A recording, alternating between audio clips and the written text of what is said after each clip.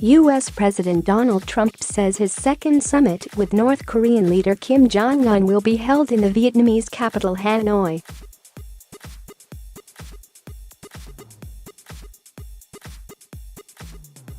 The two men will meet on 27-28 February for talks expected to focus on persuading the communist state to give up its nuclear weapons program.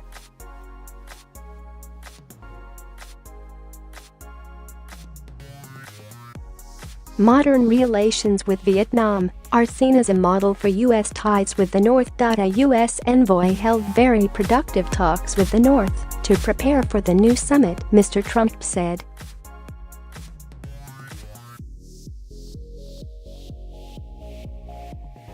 The first summit between President Trump and Mr. Kim in Singapore last June generated significant coverage and optimism, but delivered very few concrete developments.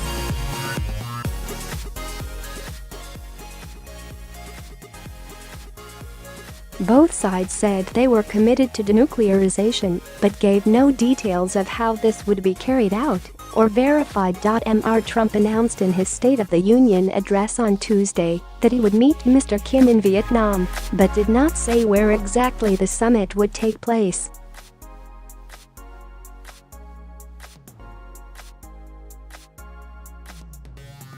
On Friday evening Washington time, he tweeted that they would meet in Hanoi for advancing the cause of peace. Hanoi was the capital of communist North Vietnam during the bloody conflict between 1965 and 1973, which Americans refer to as the Vietnam War, and the Vietnamese call the American War.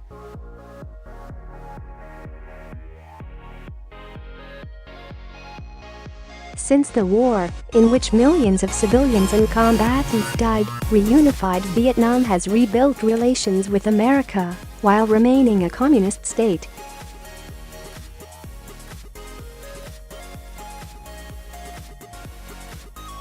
North Korea isolated itself from the outside world after the Korean War ended in 1953 and only began to mend ties with US-backed South Korea in recent years.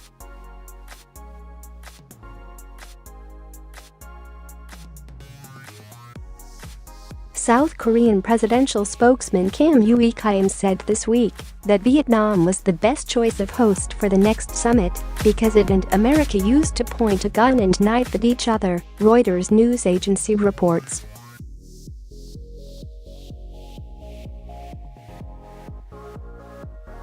Vietnam is also seen as a model of economic and political reform for the North to follow. An unnamed White House official with knowledge of the second summit's planning told CBS News Vietnam had been chosen, in part because of its good relationships with both the US and North Korea.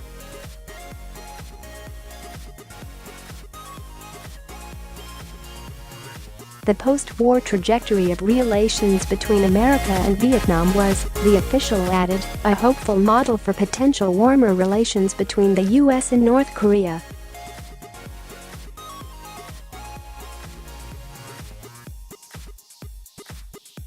U.S. envoy Stephen Biegun spent 3 days in discussions on the Korean peninsula. In the northern capital Pyongyang, he met his counterpart Kim Hyok-chol and discussed the Singapore summit commitments of complete denuclearization, a U.S. State Department statement says.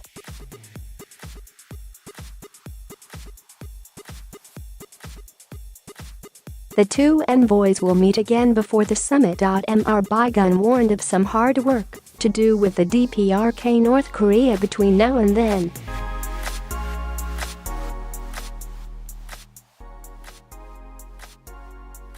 In South Korea, the U.S. envoy briefed Foreign Minister Kang Kyung-wha. I am confident that if both sides stay committed, we can make real progress, he told reporters.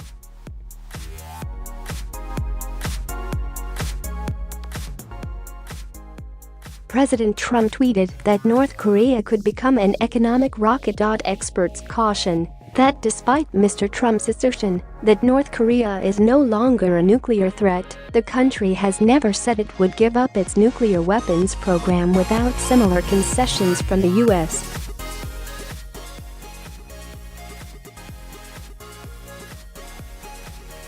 The US wants North Korea to make a full declaration of all its nuclear weapons facilities and commit to destroying them under international supervision.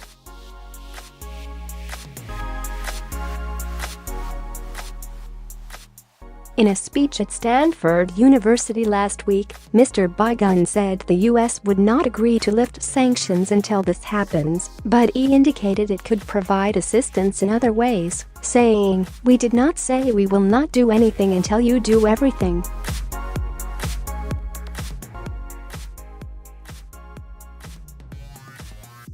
He also said Kim Jong-un had previously committed to the dismantlement and destruction of all North Korea's plutonium and uranium facilities, which provide the material for nuclear weapons.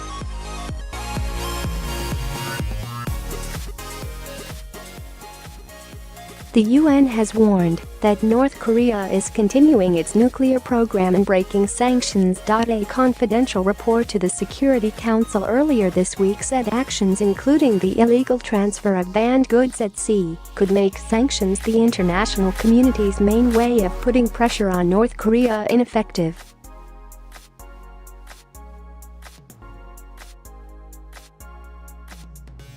The report said there had been a massive increase in illegal ship-to-ship transfers of petroleum products and coal, where material is moved from non-North Korean ships out at sea to evade monitoring.